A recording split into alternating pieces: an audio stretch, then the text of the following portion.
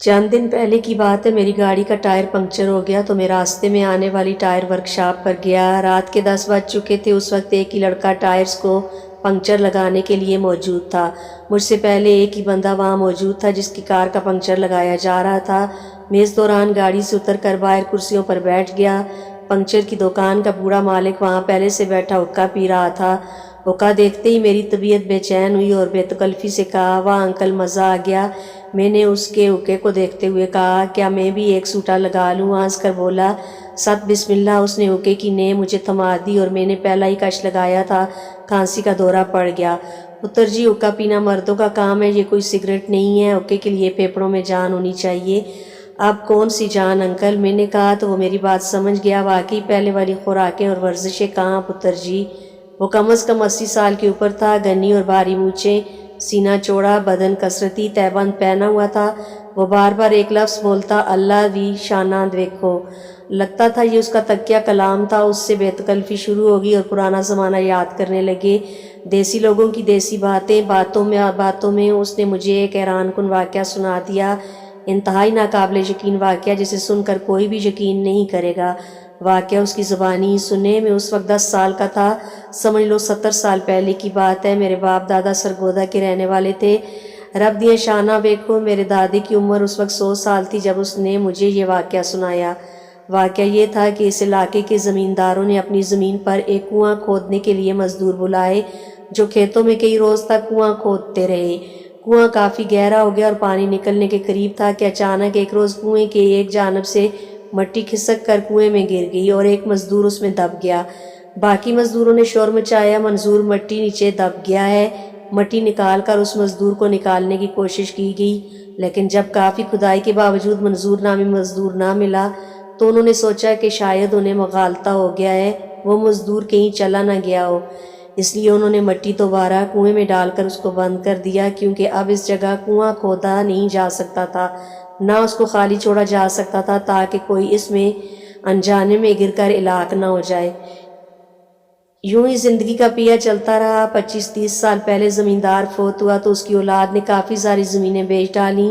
نئے لوگ آئے تو انہوں نے اس زمین کو آباد کرنے کے لیے فصلیں کاشت کرنا شروع کر دیں اور انہیں بھی ایک کنویں کی ضرورت پیش آئی۔ اتفاق سے انہوں نے جس جگہ کنواں کھودنا شروع کیا یہ وہی جگہ تھی جہاں پہلے کنواں کھودا جا چکا تھا اور ایک سانحہ رونما ہوا تھا۔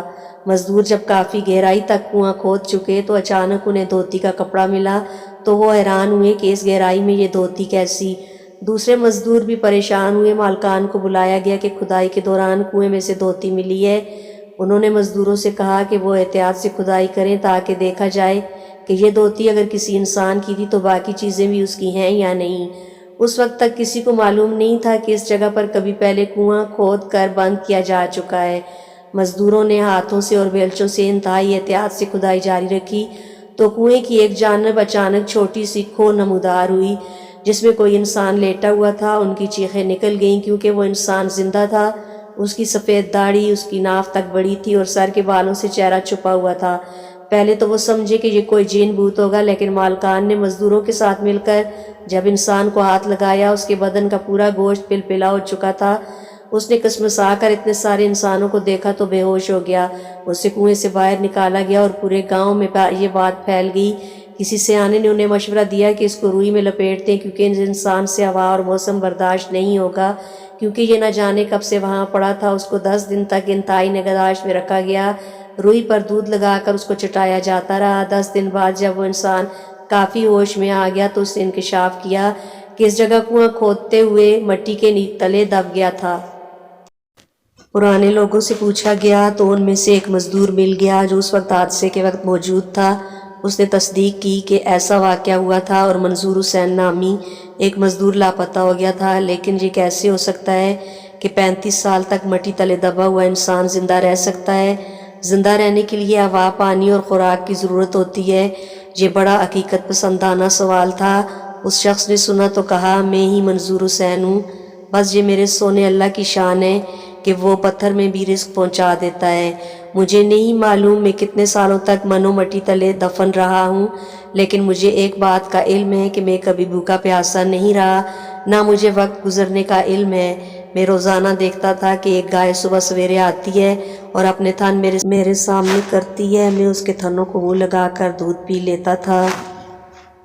وہ دن میں ایک بار ہی آتی تھی، میں اللہ کا شکر ادا کرتا تھا، اور آج اس سونے نے مجھے پھر اس دنیا میں پہنچا دیا ہے۔ اس واقعے کے بعد منظور حسین 10 سال مزید زندہ رہا اور فوت ہو گیا۔ اس واقعے کو بیتے 150-200 سال ہو گئے ہیں، لیکن یہ واقعہ مجھے اللہ سونے کی یاد دلاتا ہے۔